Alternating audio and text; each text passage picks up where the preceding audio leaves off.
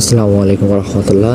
আজকে আমরা দেখব কিভাবে আমাদের কমি সফটওয়্যারে ভর্তি করা যায়। তো প্রথমে আমরা ইউজারটা ক্রিয়েট করছি, ইউজার দিয়ে আমরা লগ ইন করবো। তা আমাদের প্রথমে ইমেল দিলাম আমাদের কমি @gmail.com। তারপর আমরা পাসওয়ার্ড দেবো।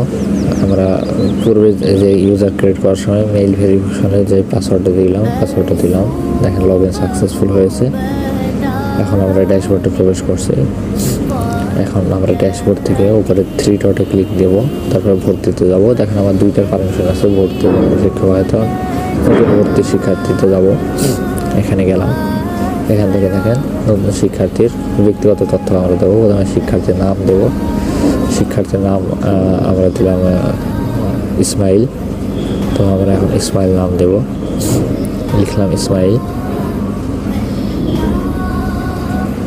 এখন তার পিতার নাম দেবো।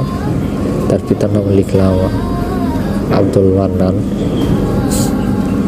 তারপর তার মাতার নাম লিখবো, আর তার মাতার নাম ধরেন আমেনা। এখন শিক্ষার্থীর বা গার্জেনের যে মোবাইল নাম্বার আছে SMS যাবে, সেই নাম্বারটা আমরা এখানে দেব।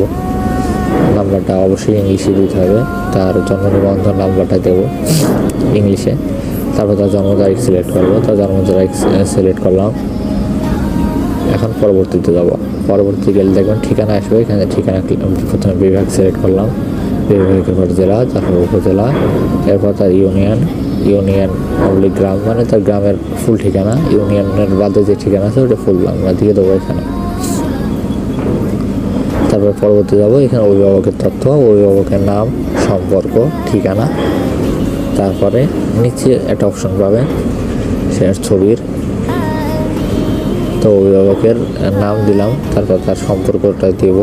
সম্পর্ক হলো পিতা, আর ঠিকানা একই। তো আমরা একই লিখে রাখবো শুধু। এরপরে দেখেন এখানে স্টুডেন্টের ছবি হবে অবশ্যই 120x50 KB। তো এখানে 120x50 KB এই ছবিটি আছে, এটা আমি সিলেক্ট করলাম। তো পরবর্তীতে যাবো।